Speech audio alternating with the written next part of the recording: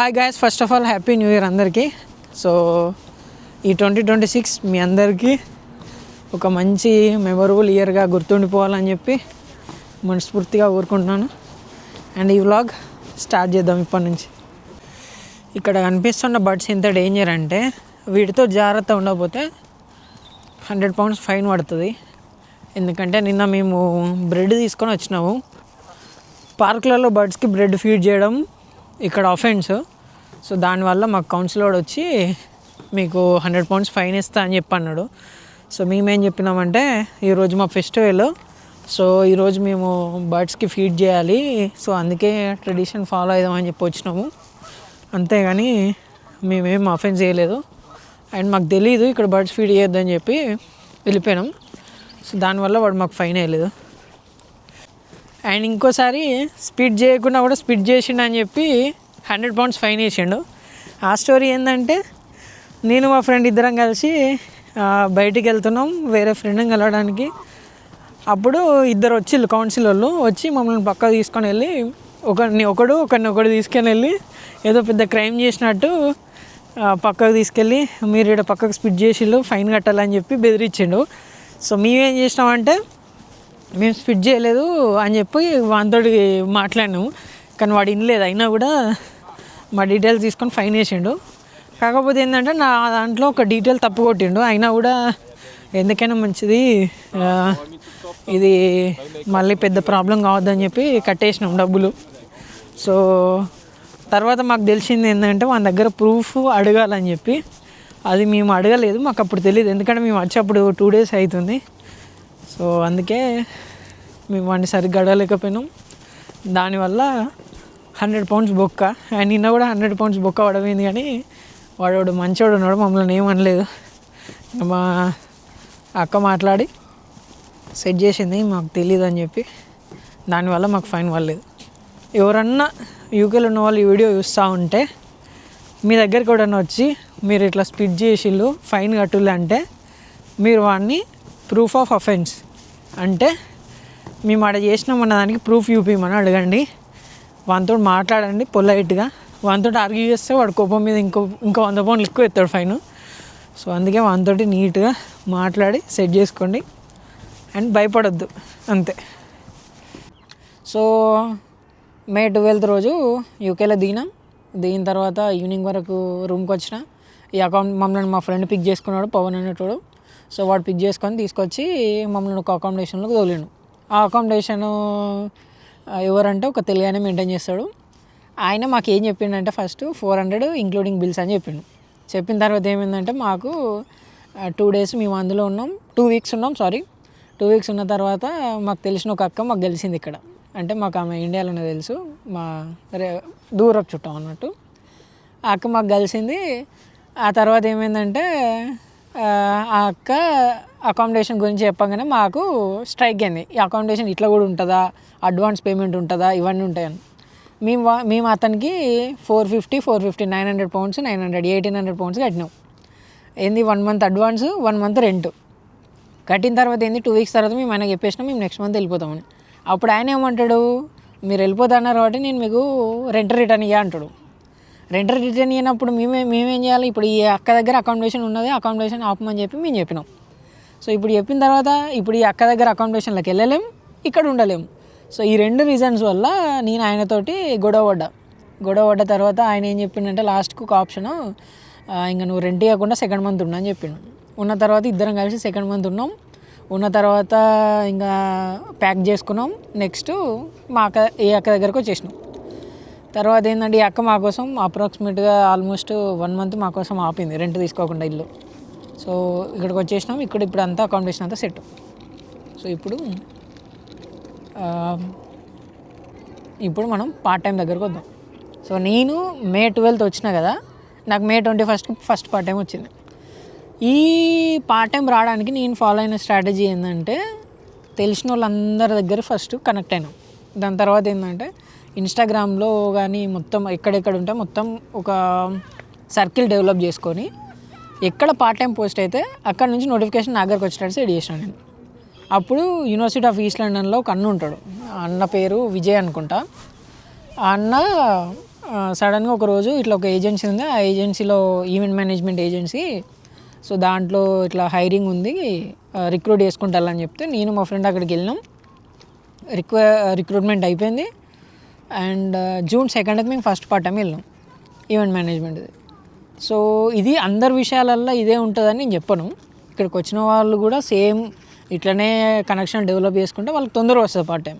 ఇంకో ఫ్రెండ్ ఉన్నాడు, వాడు వచ్చిండు 1 month ఖాళీగా ఉన్నాడు, వానికి వచ్చింది. ఇప్పుడు నేను ఇందాక చెప్పిన పవన్ అనేటోడు జనవరిలో వచ్చిండు, మేలో వానికి పార్ట్ టైం వచ్చింది, మాతో పాటు షిఫ్ట్కి వచ్చిండు.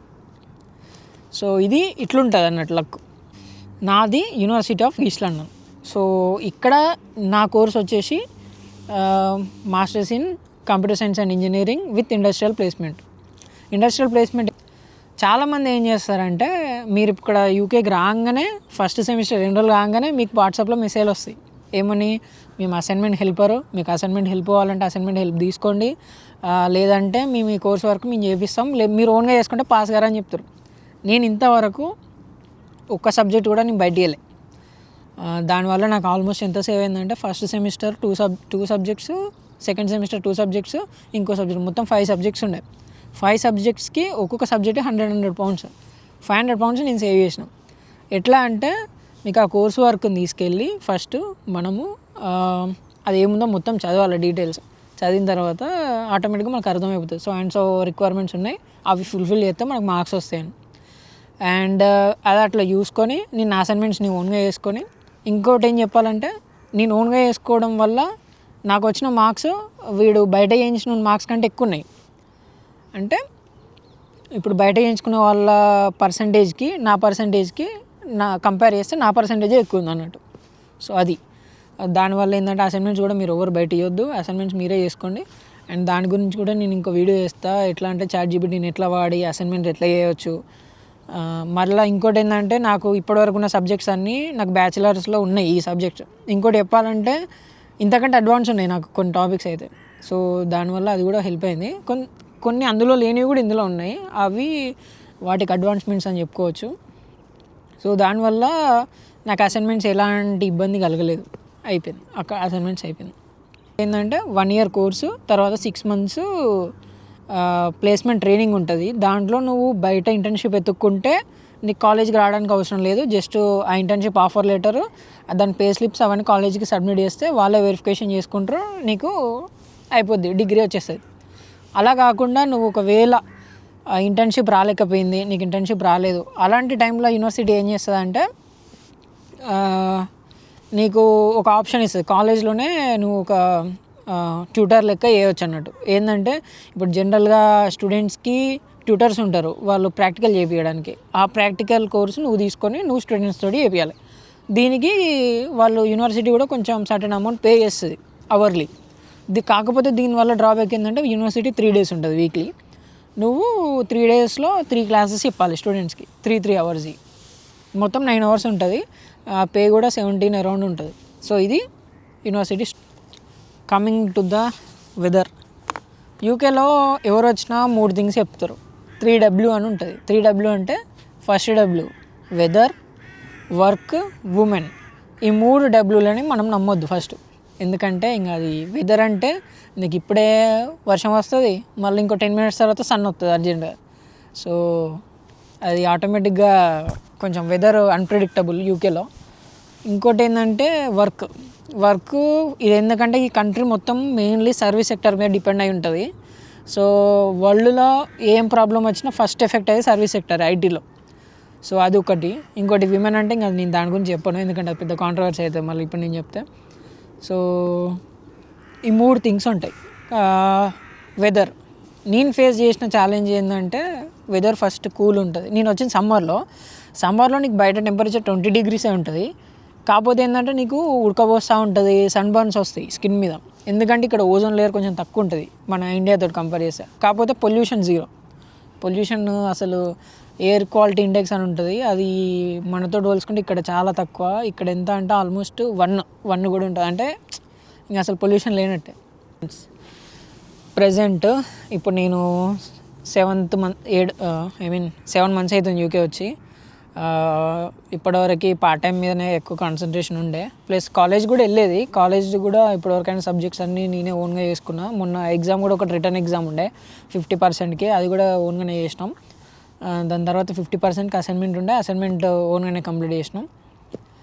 And coming to the future goals, and first ఏంటంటే నా కోర్సు మేలో అయిపోద్ది, దాని తర్వాత ప్లేస్మెంట్ ఇయర్ స్టార్ట్ అవుద్ది.